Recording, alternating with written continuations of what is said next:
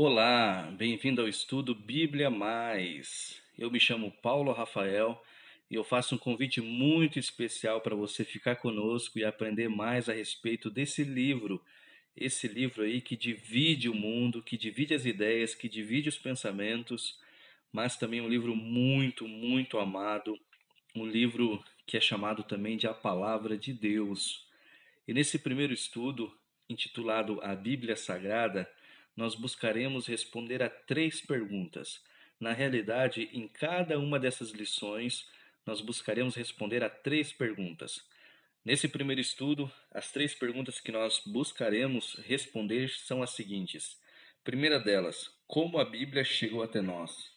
Segunda pergunta, como entender a Bíblia? E terceira, por que confiar? Vamos lá no primeiro tópico, como a Bíblia chegou até nós. Você pode olhar ali no canto superior direito da sua tela a respeito da informação dos autores da Bíblia. A Bíblia teve cerca de 40 autores. Pensa comigo, se hoje dois escritores vão escrever um livro, escrever a respeito de uma ideia, já é muito difícil eles juntarem as ideias, unirem os pensamentos. Agora pensa, 40. Era para a Bíblia estar cheia de erros mesmo, de erros, contradições, mas isso não acontece, porque na realidade ela tem um autor, que é Deus. Eles são apenas instrumentos, apenas servos, apenas coautores, usados, inspirados pelo Espírito Santo. Veja outra informação interessante. Logo abaixo dos autores, você tem a linha de tempo da duração da escrita da Bíblia, ou seja, o período de escrita dela, que deu em torno de 1600 anos, começando ali com Moisés, cerca de 1500 anos antes de Cristo, e terminando com João no ano 100 da nossa era. Se juntarmos 100 com 1500, chegamos aí à data ou ao período, melhor dizendo, de 1600 anos, que foi a duração da escrita da Bíblia. Eu disse para você que o primeiro escritor foi Moisés. Ele é quem escreve o Pentateuco, os 5 primeiros livros da Bíblia. Mas antes de falar do Pentateuco, do Novo Testamento, das divisões da Bíblia, outra informação importante é a respeito dos continentes, dos locais onde a Bíblia foi escrita. Ela foi escrita em 3 continentes diferentes: África, Ásia e Europa. A Bíblia, ela é o livro mais vendido no mundo. E a respeito agora das divisões da Bíblia, a divisão maior que nós temos é Antigo e Novo Testamento. Resumindo, a Bíblia tem o Antigo e o Novo Testamento, mas eles são um livro só, né? Agora, no Antigo Testamento, nós temos 39 livros. No Novo Testamento, nós temos 27 livros. 27 mais 39 dá um total de 66 livros. A respeito da língua, do idioma em que ela foi escrita, no Antigo Testamento, nós temos praticamente toda ela escrita em hebraico. Nós temos algumas partes em aramaico. Já no Novo Testamento, o Novo Testamento inteiro foi escrito na língua grega. Agora sim, vamos às divisões da Bíblia.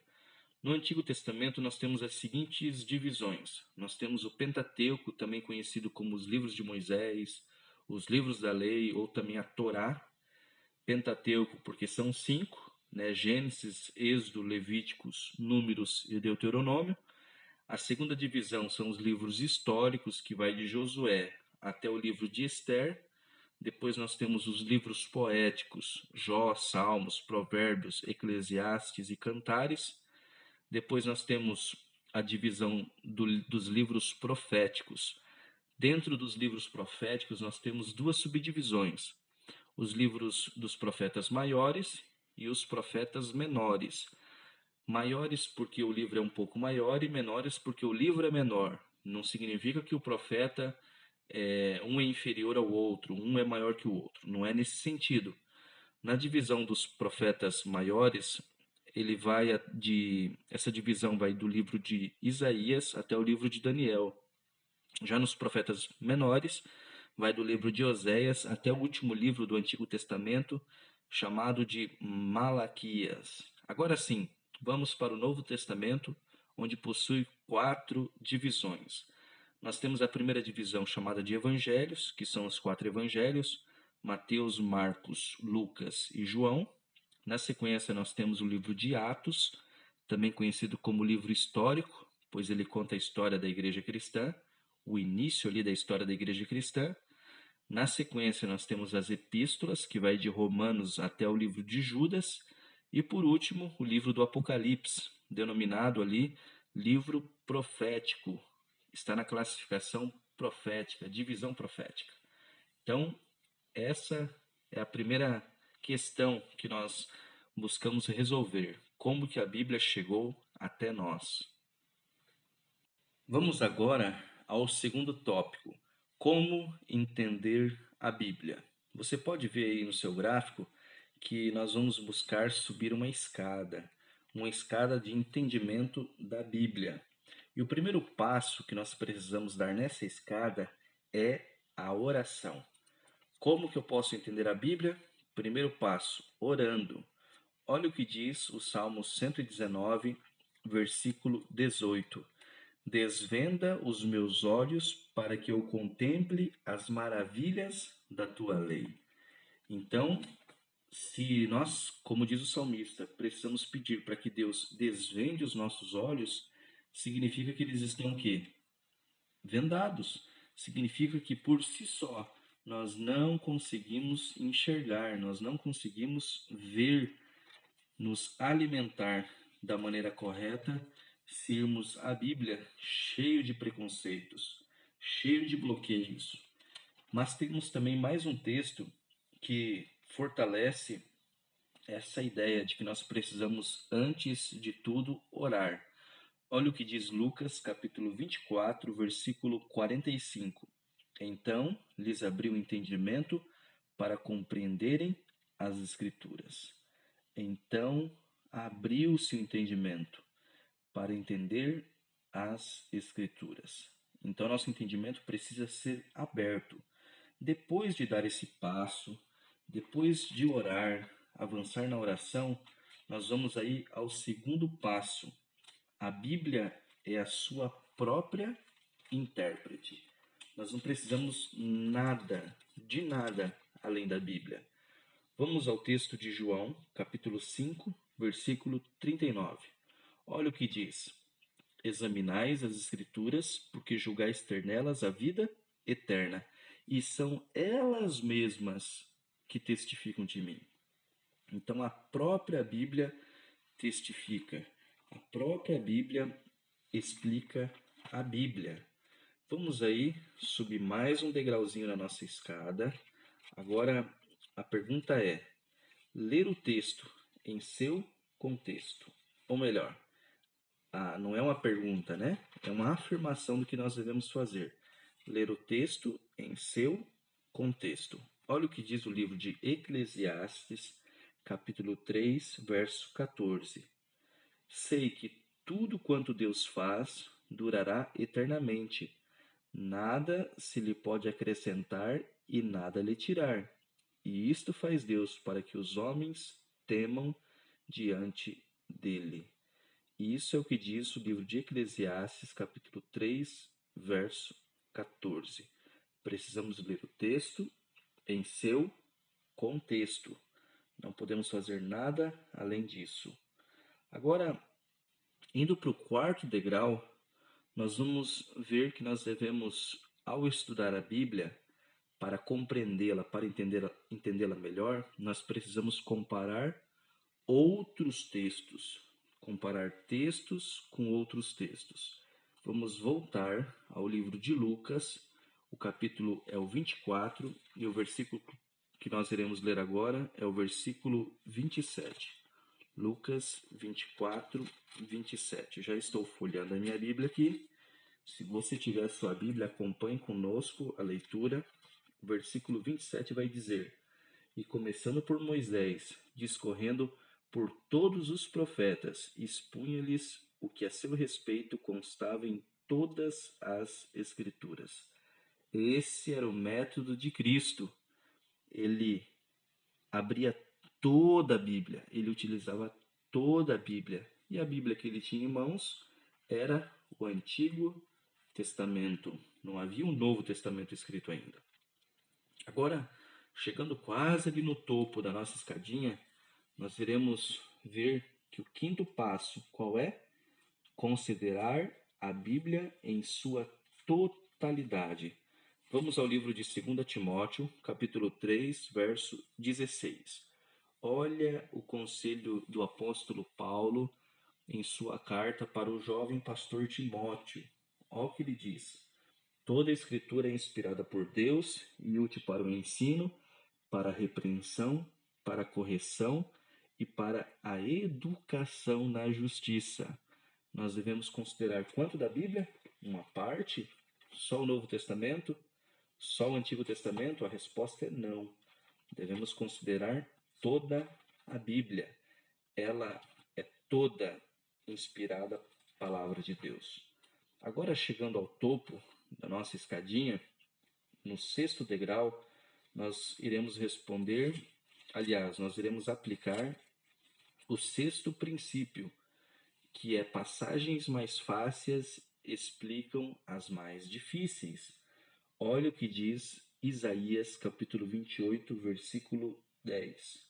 Porque é preceito sobre preceito, preceito e mais preceito, regra sobre regra e mais regra, um pouco aqui e um pouco ali. Esses são os passos. Recapitulando: oração, usar a Bíblia como sua própria intérprete, ler o texto em seu contexto, comparar com outros textos, considerar a Bíblia em sua totalidade e utilizar passagens mais fáceis para explicar as mais difíceis. Esses são os métodos principais, fundamentais para entendermos, para compreendermos a Bíblia Sagrada.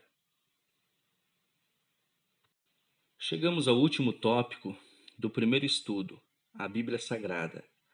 Agora vamos responder a esse tópico. Por que confiar? Por que eu devo confiar na Bíblia? Por que você deve confiar na Bíblia? Vamos ver aqui pelo menos 4 motivos para confiarmos na Bíblia. O primeiro motivo é o motivo arqueológico, a arqueologia. Olha o que diz esse texto. Os manuscritos do Mar Morto são uma coleção de centenas de textos e fragmentos de texto encontrados nas cavernas de Qumran, no Mar Morto, no fim da década de 1940. Porções de toda a Bíblia foram encontradas, exceto do livro de Esther e do livro de Neemias. Esse achado ajudou a provar que o texto da Bíblia que temos hoje não foi alterado.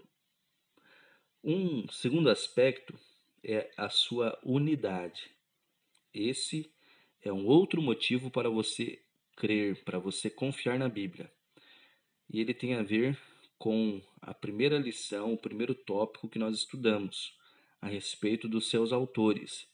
Mesmo sendo escrita num período de aproximadamente 1.600 anos por 40 autores diferentes, a Bíblia não se contradiz. Esse é um excelente argumento para você confiar na Bíblia. Um terceiro argumento é a respeito das profecias cumpridas na Bíblia. Veja em Mateus 24, versículos 7 ao 9, o que nos diz. Versículos 7 ao 9. Mateus capítulo 24. Diz assim: Porquanto se levantará nação contra nação, reino contra reino, e haverá fomes e terremotos em vários lugares, porém tudo isso é o princípio das dores. Ou seja, essas coisas estão acontecendo, já aconteceram, sim, são profecias cumpridas. E esse aqui é apenas uma degustação, é apenas um símbolo, uma pálida representação de muitas outras profecias que já se cumpriram ao longo da escrita da Bíblia. E um quarto motivo, um quarto argumento para você confiar na Bíblia é o poder transformador. A Bíblia possui um poder transformador quando as pessoas permitem que suas verdades entrem em seu coração. Eu já vi inúmeras pessoas sendo transformadas pela Bíblia, pela palavra de Deus. Ela é um livro que liberta viciados, ela é um livro que traz paz ao lar, unidade entre o casal, traz harmonia dentro da casa, traz paz ao coração. Ela é um livro que realmente transforma as pessoas, se forem, se as pessoas seguirem os seus conselhos. Essa é a única maneira de a Bíblia transformar. Ela não transforma por osmose, ela não transforma como um amuleto que dá sorte, como uma peça ali importante que fica empoeirada no meio de uma sala ou em uma estante. Ela precisa ser estudada. Então, esses são 4 argumentos para você confiar, para você crer nesse livro: arqueologia, unidade, profecias cumpridas e o poder transformador que a Bíblia, a palavra de Deus, possui. Ficamos por aqui nesse primeiro estudo e eu te aguardo para o próximo estudo, A Beleza da Criação Divina. Um abraço e até logo.